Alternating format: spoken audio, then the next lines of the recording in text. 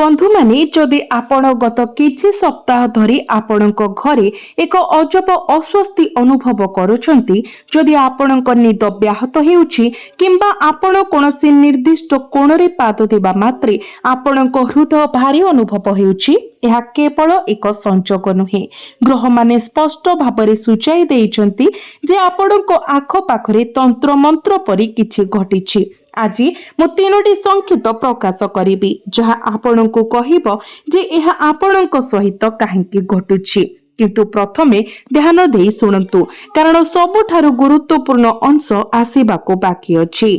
बंधु माने जेतेबेले अन्य कहार कार्य जोगु आपणक चारि पाखरे किंबा आपणक घरे कोनोसी नकारात्मक शक्ति सक्रिय हुए, सेतेबेले भगवान शनि प्रथमे आपणक चेतावनी पठांती। वर्तमान भगवान शनि को गति सूचाई दिए जे से आपणक बारंबार चेतावनी देउछंती। किंतु प्रश्न रही आपण कौन एही संकेत गुड़ी को चिन्ह पारुछंती?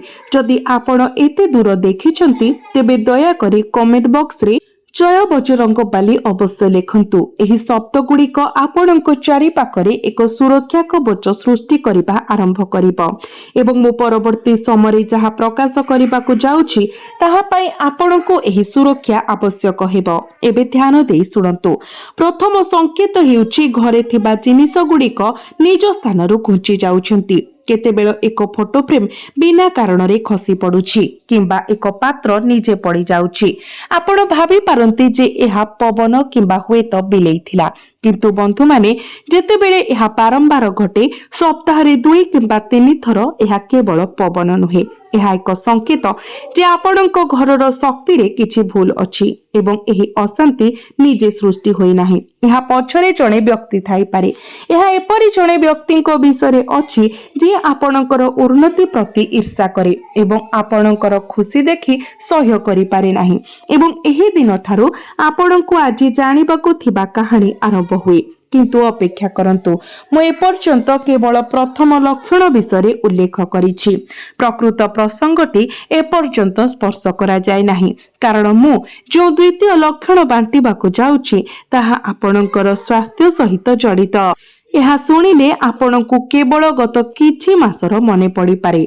द्वितीय लक्षण हेउछि स्थायी अव्यक्त थकापण। आपण सारा राति सोई थांती तथापि उठी पड़ती जेपरि आपण आतौ सोई नाहंती। डाक्तरी रिपोर्ट स्वाभाविक फेरी आसे, किंतु आपणकर शरीर भितरु शून्य अनुभव हुए। बंधु माने यह केवल साधारण थकापण नुहे, यह सूचित करे जे एक बाह्य शक्ति धीरे धीरे आपणकर सकारात्मक शक्ति एवं आत्मविश्वास को शुष्क करुछि। जेपरि केही जणे धीरे धीरे दीपर शिखा लिभाइबाकू चेष्टा करुछंती एवं यह एकाकी घटे नाही। यह पछरे सर्वदा एक कारण किंबा एक निर्दिष्ट व्यक्ति थाए। भगवान शनिकर गतिविधि सूचाई दिए जे एही व्यक्ति आपणकर अति निकटतर केही होई पारे। हुए तो एपरि केही जहांको सहित आपण प्रतिदिन कथा हेउछंती। मु एठारे अटकी किछि कहिबाकू चाहूछि। जदि एसबु सुनी आपणकू भय लागुछि तेबे भयभीत हुअन्तु नाही, कारण एही वीडियो माध्यमरे आपण प्रभु बजरंग बलींकर आशीर्वाद पाउछंती। जेतेबेले भी एक सच्चोट हृदय कोनोसी दिव्य शक्ति को आह्वान करा जाए, नकारात्मक आपे आपे दुर्बल हिबाकू आरंभ करे। तेणु भयभीत हुअन्तु नाही, केवल ध्यान देई सुनंतु, कारण तृतीय संकेत हेउछि सबुठारु गुरुत्वपूर्ण। यह सेही गुप्त संकेत को धरी रखिछि जहाको मु एही वीडियो रे धीरे धीरे प्रकाश करिबी। तृतीय संकेत हेउछि संध्या समय किंबा राति रे घरे अनुभूत हेउथिबा एवं अद्भुत शीत किंबा भाराक्रांततार भावना, विशेष करी संध्या 7टा परे। एही समय हेउछि दिन रातिर मिश्रण, जहा आम शास्त्र रे संध्या काल भाबरे जणा जाय एवं एहा ठीक सेही समय नकारात्मक शक्ति गुड़िक सर्वाधिक सक्रिय थाए। जदि संध्या हेबा मात्रे आपणक घरर परिवेश परिवर्तन हुए, जदि पिला माने कोनोसी कारण बिना कांदिबाकू आरंभ करंती किंबा घरर बड़ माने हठात दूरेई जाती, तेबे आपणक राशिर लोकंक पई एहा केवल संजोग होई न पारे। एहा संध्या हेबा सहित शक्ति वृद्धि करुथुबा किछि जिनिसर उपस्थिति को सूचित करे। ଏହା ହେଉଛି ସେହି ମୋଡ଼ ଯାହା ବିଷୟରେ ମୁଁ ପୂର୍ବରୁ କହିଥିଲି। ଯେତେବେଳେ ଆପଣଙ୍କର ଭାଗ୍ୟ ପରିବର୍ତ୍ତନ ହେବାକୁ ଯାଉଛି, କିନ୍ତୁ କିପରି ମୁଁ ଏହା ପରେ ପ୍ରକାଶ କରିବି, ବର୍ତ୍ତମାନ ନୁହେଁ, କାରଣ ପ୍ରକୃତ କାହାଣୀ କେବଳ ଆରମ୍ଭ ହୋଇଛି। ଆସନ୍ତୁ ଏବେ ଆପଣଙ୍କର କ୍ୟାରିୟର ବିଷୟରେ ଆଲୋଚନା କରିବା। କାରଣ ଭଗବାନ ଶନି କେବଳ ଆପଣଙ୍କର ଘର ପରିବେଶକୁ ନୁହେଁ, ବରଂ ଆପଣଙ୍କର କର୍ମ ଜୀବନକୁ ମଧ୍ୟ ପ୍ରଭାବିତ କରୁଛନ୍ତି। ଆପଣମାନେ ହୁଏତ ଲକ୍ଷ୍ୟ କରିଥିବେ ଯେ ଅଫିସ କିମ୍ବା କର୍ମକ୍ଷେତ୍ରରେ ଜିନିଷ ଗୁଡ଼ିକ ହଠାତ୍ ଜଟିଳ ହୋଇଗଲାଣି। ଯେଉଁ କାର୍ଯ୍ୟଗୁଡ଼ିକ ସହଜରେ ସମାପ୍ତ ହେଉଥିଲା ତାହା ଏବେ ଅଟକି ଯାଉଛି। ବିଭିନ୍ନ କାରଣରୁ ବିଳମ୍ବ ହେଉଛି, କିମ୍ବା ଅନ୍ୟ କେହି ଆପଣଙ୍କର କଠିନ ପରିଶ୍ରମର ଶ୍ରେୟ ନିଅନ୍ତି। ଆପଣ ଏହାକୁ ଦୁର୍ଭାଗ୍ୟ ବୋଲି କହିପାରନ୍ତି, କିନ୍ତୁ ତାହା ନୁହେଁ। ଏହା ଭାଗ୍ୟର ବିଷୟ ନୁହେଁ, ଏହା ସେହି ନକାରାତ୍ମକ ଶକ୍ତିର ପ୍ରଭାବ ଘରେ ଉତ୍ପନ୍ନ ହୋଇ ବାହାରେ ଆପଣଙ୍କର ଜୀବନରେ ବ୍ୟାପିଥାଏ। ଯେତେବେଳେ ଘର ଭିତରେ ଶକ୍ତି ଦୁର୍ବଳ ହୋଇଯାଏ, ଜଣେ ବ୍ୟକ୍ତିଙ୍କ ଆତ୍ମବିଶ୍ୱାସ ମଧ୍ୟ ଟଳମଳ ହୁଏ ଏବଂ ଏହି ଆତ୍ମବିଶ୍ୱାସର ଅଭାବ ଅନିବାର୍ଯ୍ୟ ଭାବରେ ବାହ୍ୟ ଜଗତରେ ଜଣେ କିପରି ଗତି କରେ ତାହା ପ୍ରଭାବିତ କରେ। ଏହା ଏକ ଶୃଙ୍ଖଳ ପରି କାମ କରେ। ଯଦି ଗୋଟିଏ ଲିଙ୍କ ଭାଙ୍ଗିଯାଏ, ତେବେ ସମଗ୍ର ଶୃଙ୍ଖଳ ହଲିଯାଏ। ଯଦି ଆପଣ ଏପର୍ଯ୍ୟନ୍ତ ଦେଖିଛନ୍ତି, ଦୟାକରି କମେଣ୍ଟ ବକ୍ସରେ ଜୟ ବଜରଙ୍ଗ ବୋଲି ଲେଖିଦିଅନ୍ତୁ। ଏବେ ଆସନ୍ତୁ ଟଙ୍କା ବିଷୟରେ ଆଲୋଚନା କରିବା। ଏକ ଅତ୍ୟନ୍ତ ସମ୍ବେଦନଶୀଳ ବିଷୟ। ଯେଉଁମାନେ ବିନା କାରଣରେ ବର୍ତ୍ତମାନ ଟଙ୍କା ଖସିଯିବାର ଦେଖୁଛନ୍ତି, କିମ୍ବା ଯଦି ବିଭିନ୍ନ ଜରୁରୀକାଳୀନ ପରିସ୍ଥିତିରେ ହଠାତ୍ ଟଙ୍କା ଖର୍ଚ୍ଚ ହେଉଛି, ତେବେ ଆପଣ ବୁଝିବା ଉଚିତ ଯେ ଏହା କେବଳ ଖର୍ଚ୍ଚର ବିଷୟ ନୁହେଁ, ଏହା ନକାରାତ୍ମକ ଶକ୍ତିର ଆଉ ଏକ ପ୍ରକାଶନ। ଦେବୀ ଲକ୍ଷ୍ମୀ ଆଶୀର୍ବାଦ ଏବଂ ସେ ନକାରାତ୍ମକତାର ଛାୟା ଯେଉଁଠାରେ ଆସେ ସେଠାରେ ରହେ ନାହିଁ। ସେ ଧୀରେ ଧୀରେ ଏପରି ଘରୁ ଦୂରେଇ ଯିବାକୁ ଆରମ୍ଭ କରନ୍ତି। ଏହି କାରଣରୁ ପ୍ରଚୁର ପରିଶ୍ରମ ସତ୍ତ୍ୱେ କିଛି ଆପଣଙ୍କ ହାତରେ ରହୁନାହିଁ। ତଥାପି ଆପଣଙ୍କ ରାଶିର ଲୋକଙ୍କୁ ଭୟଭୀତ ହେବାର କୌଣସି ଆବଶ୍ୟକତା ନାହିଁ। ଶନିଦେବ ଆପଣଙ୍କୁ ଯେଉଁ ପରୀକ୍ଷା ଦେଇ ଆସିଛନ୍ତି, ତାହା ପରି ଏକ ଗୁରୁତ୍ୱପୂର୍ଣ୍ଣ ପୁରସ୍କାର ପ୍ରସ୍ତୁତ କରିଛନ୍ତି। ଏହି ପୁରସ୍କାର କେବେ ଆସିବ ଏବଂ କେଉଁ ତାରିଖରେ ଆସିବ, ଏହା ଆରମ୍ଭ ହେବ, ତାହା ମୁଁ ଆପଣଙ୍କୁ ଖୁବ୍ ଶୀଘ୍ର କହିବି।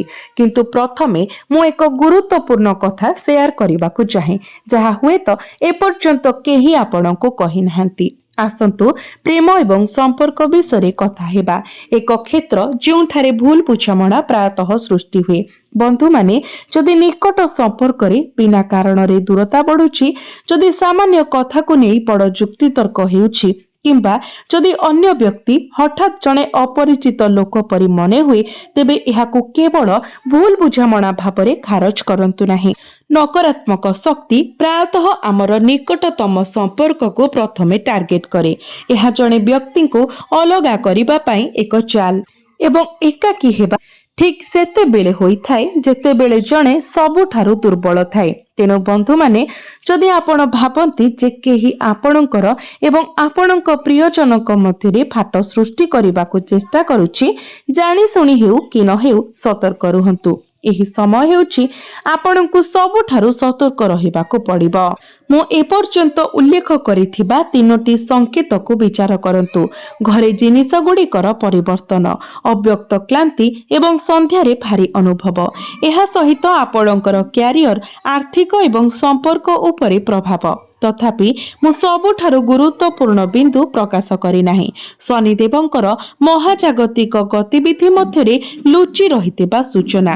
ଯେତେବେଳେ ସେହି ସତ୍ୟ ପ୍ରକାଶିତ ହେବ, ଆପଣ ବୁଝିପାରିବେ ଯେ ଏହା କେବଳ ଏକ ପରୀକ୍ଷା ନଥିଲା, ଏହା ଏକ ବିଶାଳ ପରିବର୍ତ୍ତନର ଆରମ୍ଭ ଥିଲା।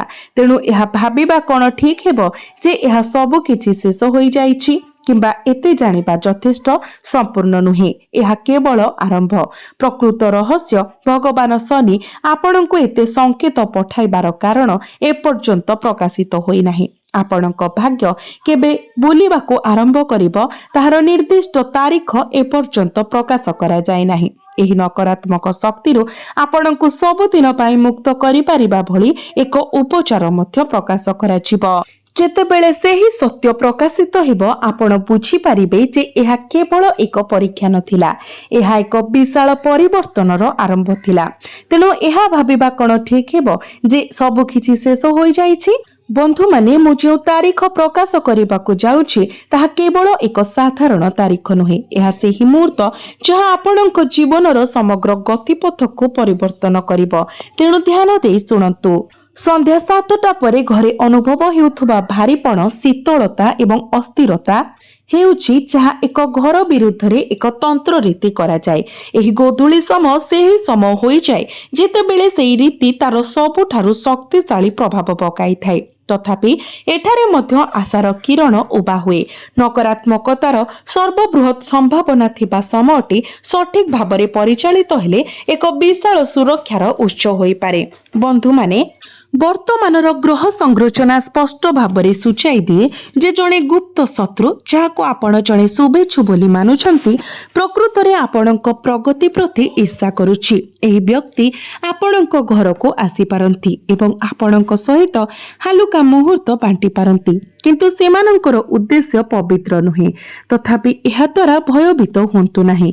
द्वादश भावरे एही ग्रह प्रभाव अधिक दिन रहिब नाही। तथापि आपणको आउ किछि जानिबा आवश्यक जहा आश्चर्यजनक होई पारे जदि आपणक निकटतर काहाको मने पकाउछंती। बंधु माने ग्रह गति अनुसारे परवर्ती अमावास्या परवर्ती समय आपणक पई गुरुत्वपूर्ण हेबो। अमावास्या हेउछि सेही राति जेतेबेले चंद्र संपूर्ण भावरे लुचि जाए, जहा परे आलोक धीरे धीरे फेरिबा आरंभ करे। सेहीपरि एही अमावास्या परे आपणक जीवन को छाई रखिथिबा अंधकार हटिबा आरंभ करिबो, किंतु एहा निजे घटिबो नाही। आपणको निर्दिष्ट सतर्कता अवलंबन करिबाकू पड़िबो, जहा मु एही वीडियो रे शेषरे प्रकाश करिबी। बंधु माने जदि आपण हठात अनुभव करंती किंबा हठात पड़ी जिबा परी झटका सहित उठी पड़ती तेबे जानतु जे यह केवल स्वप्न नुहे। आमर शास्त्र गुड़िक कहे जेतेबेले नकारात्मक शक्ति कहा चारि पाखरे सक्रिय हुए यह प्रथमे स्वप्न माध्यम रे प्रकाशित हुए, कारण निद्रा समय मनीषर मन सबुठारु खोला एवं दुर्बल थाए। यह ठीक सेतेबेले हुए जेतेबेले बाह्य शक्ति सेमानंकर प्रभाव प्रयोग करबाकू चेष्टा करे। कौनसी भूल बुझामणा एडाइबा पाई मु तुरंत गोटिए कथा स्पष्ट करबाकू चाहूछि। यह सुनी भयभीत हेबार कौनसी आवश्यकता नाही, कारण भगवान शनि केबे कहार अमंगल चाहती नाही, से केवल न्याय चाहती एवं से वर्तमान आपणको जो परीक्षा दे जाउछंती ताहा आपणको आगको आसुथिबा एक बड़ परिवर्तन पाई संपूर्ण प्रस्तुत करिबा पाई प्रस्तुत करा जाइछि। सोइबा पूर्वरु आपणको मुंड पाखरे अधा पात्र पानी रखिबा आरंभ करंतु एवं परदिन सकाळे आपणको घरे थिबा कोनोसी गछ मूले सेई पानी को ढाली दियंतु। एहा एक सरल किंतु अत्यंत प्रभावशाली प्रतिकार, तथापि यह केवल आरंभ। बंधु माने जदि कोनोसी स्पष्ट चिकित्सा बिना कारण रे बिना गत किछि मास धरी परिवारर जणे वयस्क सदस्यक स्वास्थ्य बारंबार खराब हेउछि तेबे एहाको केवल पार्थक्य को दायी करंतु नाही। वयस्क माने प्रायतः निज शरीर भितरे घरर शक्तिर प्रभाव वहन करंती। से माने परिवार पाई एक सुरक्षा कवच भावरे कार्य करंती एवं जेतेबेले नकारात्मकता वृद्धि पाए से माने प्रथमे प्रभावित हुअंती। तेणु जदि यह घटुछि तेबे यह आहुरी निश्चित करे जे आपणक परिवेश रे किछि गुरुत्वपूर्ण घटना घटिछि जहा अणदेखा करा जाई पारिबो नाही। एबे मु पूर्वर प्रतिश्रुति देइथिबा आशार किरण विषय आलोचना करिबा। भगवान शनि तांको द्वारा स्थिर करा जाइथिबा परीक्षार कष्ट सहित समान पुरस्कार प्रदान करंती एवं वर्तमानर ग्रह संरचना स्पष्ट भावरे सूचाई दिए जे निकट भविष्यत रे एक प्रमुख क्यारियर सुजोग आपणक पई अपेक्षा करिछि। एहा एपरि एक सुजोग जहा आपण केबे कल्पना मध्य करि नथिले। एक पुराना संपर्क हठात उपयोगी होई पारे किंबा आपण दीर्घ दिन धरी परित्याग करिथिबा उच्चरु एक प्रस्ताव आसीपारे। तथापि एही सुजोग केवल आपणक पई प्रकृत रे काम करिवो जदि आपण सेई नकारात्मक शक्तिरु निजको संपूर्ण मुक्त करंती। सेथिपाई आपणको किछि प्रतिकार करिबाको पड़िबो। प्रथमे मंगलवार एवं शनिवार आपण ब्रह्म मुहूर्तर उठी जातु एवं आपणक घरर दक्षिण पश्चिम कोण रे एक दीप जालंतु। दक्षिण पश्चिम हेउछि सेही दिग जेउ दिग देई नकारात्मक शक्ति प्रथमे प्रवेश करे। ଏବଂ ସେଠାରେ ଏକ ଦୀପ ଜାଳି ସେହି ପ୍ରବେଶ ବିନ୍ଦୁକୁ ପ୍ରଭାବଶାଳୀ ଭାବରେ ସିଲ୍ କରିଦିଏ।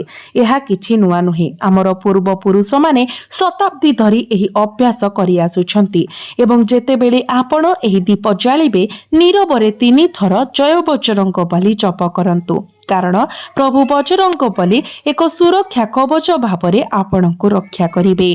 ବନ୍ଧୁମାନେ, ଏପର୍ଯ୍ୟନ୍ତ ମୁଁ ଆପଣଙ୍କୁ ଆପଣଙ୍କ ଘରେ ପ୍ରକାଶିତ ହେଉଥିବା ସଂକେତ, ଆପଣଙ୍କ କ୍ୟାରିୟର ଏବଂ ଆର୍ଥିକ ସ୍ଥିତି ଉପରେ ପ୍ରଭାବ ସମ୍ପର୍କରେ ବଢ଼ୁଥିବା ଦୂରତା, ସ୍ୱପ୍ନ ମାଧ୍ୟମରେ ପ୍ରାପ୍ତ ସଂକେତ ଏବଂ ଆପଣଙ୍କ ପରିବାରର ବୟସ୍କମାନଙ୍କ ଉପରେ ପ୍ରଭାବ ବିଷୟରେ କହିସାରିଛି। ତଥାପି ଗୋଟିଏ କଥା ମୁଁ ଏପର୍ଯ୍ୟନ୍ତ କହିନି, ଆପଣଙ୍କ ଘର ପାଖରେ କରାଯାଉଥିବା ତନ୍ତ୍ର ପୂଜା କେବଳ ଆପଣଙ୍କ ପାଇଁ ଉଦ୍ଦିଷ୍ଟ ନଥିଲା। ଏହା ଆପଣଙ୍କର ସମଗ୍ର ପରିବାରର ଖୁସିକୁ ନଷ୍ଟ କରିବା ପାଇଁ ଉଦ୍ଦିଷ୍ଟ ଥିଲା। ଏହା ପଛରେ ଥିବା ବ୍ୟକ୍ତି ବିଶ୍ୱାସ କରନ୍ତି ଯେ ସେମାନେ ସଫଳ ହେବେ, କିନ୍ତୁ ସେମାନେ ଗୋଟିଏ ଗୁରୁତ୍ୱପୂର୍ଣ୍ଣ କଥା ଭୁଲି ଯାଉଛନ୍ତି। ସେମାନେ ଭୁଲି ଯାଉଛନ୍ତି ଯେ ଆପଣଙ୍କ ରାଶିର ଅଧିପତି ଆପଣଙ୍କର ସୁରକ୍ଷା କବଚ ଭାବରେ କାର୍ଯ୍ୟ କରୁଛନ୍ତି। ଯେତେବେଳେ ଏହି ପର୍ଯ୍ୟାୟ ସମ୍ପୂର୍ଣ୍ଣ ଭାବରେ ବଦଳିଯିବ, ସେତେବେଳେ ଆପଣଙ୍କ ବିରୁଦ୍ଧରେ କାର୍ଯ୍ୟ କରିଥିବା ବ୍ୟକ୍ତି ନିଜ କର୍ମର ପରିଣାମ ଭୋଗ କରିବ। ଆପଣଙ୍କୁ ନିଜେ କୌଣସି ପଦକ୍ଷେପ ନେବାର ଆବଶ୍ୟକତା ନାହିଁ। ଆପଣଙ୍କୁ କେବଳ ଭଗବାନ ଶନିଙ୍କ ଉପରେ ବିଶ୍ୱାସ ରଖିବାକୁ ପଡ଼ିବ। ପ୍ରଭୁ ବଜରଙ୍ଗ ବଲିଙ୍କ ଉପରେ ବିଶ୍ୱାସ ରଖିବାକୁ ପଡ଼ିବ। ଧ୍ୟାନ ଦେଇ ଶୁଣନ୍ତୁ।